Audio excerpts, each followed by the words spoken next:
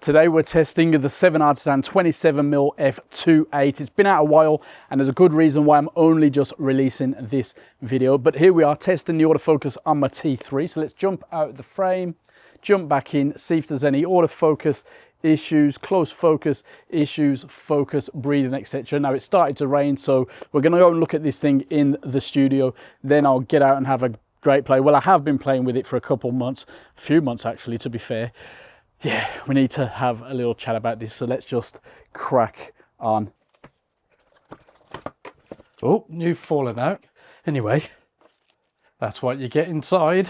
Seems to be business as usual, and do not eat. Right, so, oh, this feels really dinky and really rather light. USB-C port covered up with that little thing. Now on the 35mm, that one did fall out as soon as I finished recording this similar piece. Little lens cap, no lens hood, so you need to get one to put in there. 39mm, that might be an issue. Business as usual at the back. Light, small, fine manual focusing ring, no aperture ring. 145 grams with no caps. Let's get it on this body. I think this is going to be a nice little combo. We can actually get it in place quicker this time. I do feel like it's missing a cap, but it looks absolutely fine. Not quite pancakey as we'd have hoped. 40.5mm full frame equivalent, 55 degrees. There are only 6 diaphragm blades, 6 elements, 5 groups. Not sure I'm expecting too much image quality wise, but you know, let's see. STM autofocus motor 2, not the best. 30 centimeters minimum focus.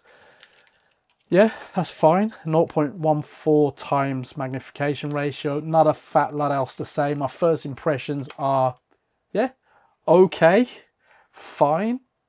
Let's see how it fares.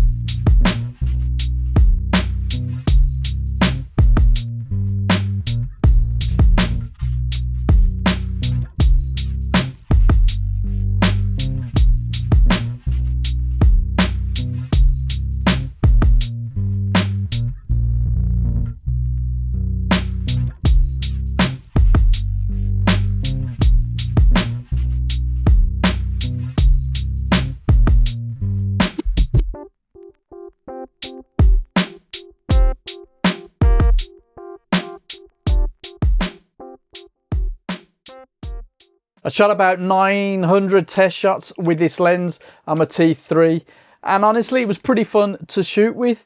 Autofocus wasn't bad at all, manual focusing pretty good. Now while the lens fits and feels good, I still think it's a touch large for a 27mm f2.8, and it's also lacking a lens hood as we discovered shooting.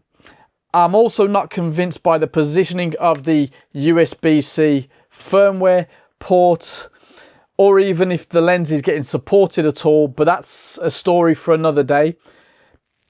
It's not the prettiest of lenses, but does it get the job done? Let's find out.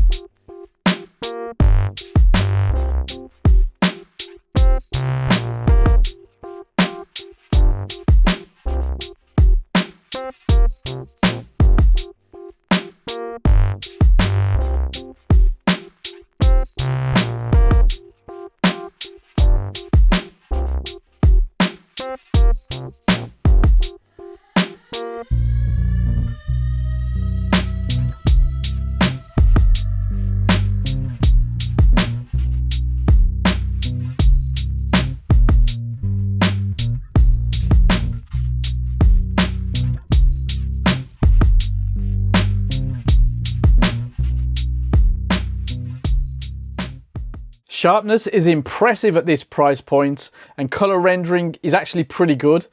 Contrast also not bad at all.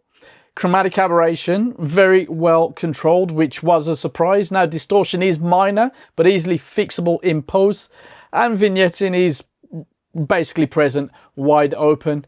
Ghosting and flaring also present, not a huge issue, but just be aware. Bokeh, decent, a bit busy at times, but I was overall basically pleased with the image quality.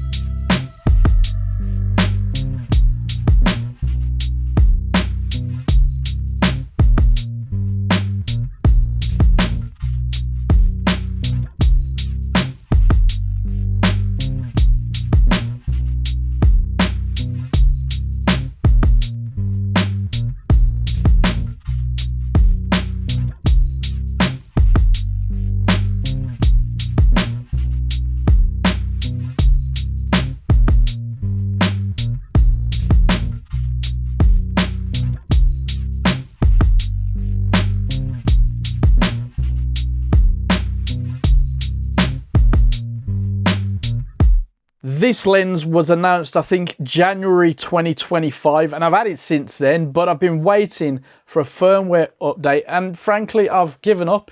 It's still not compatible with my T4 or the S10. I'm not sure what's going on or why it hasn't been sorted, but there we are. There's a similar case going on with the 35-14 that we looked at too. Now, in its favour, the pricing is very decent, about 119 at the time of recording. I'm not convinced it competes that well against the 27mm lens, but that is smaller, has the aperture ring, but is £50 more expensive, not quite as good at sharpness and contrast. There you go. You can have some great fun with this 7Artisans 27mm, as long as you're not too picky. You know, at this end of the market, we really shouldn't be that picky. It's basically well built for what it is. Honestly, very decent image quality, and that price point makes it a win for the low end of the autofocus market, and I'm all for it. Although I have received another lens that is extremely similar to this one. What is going on?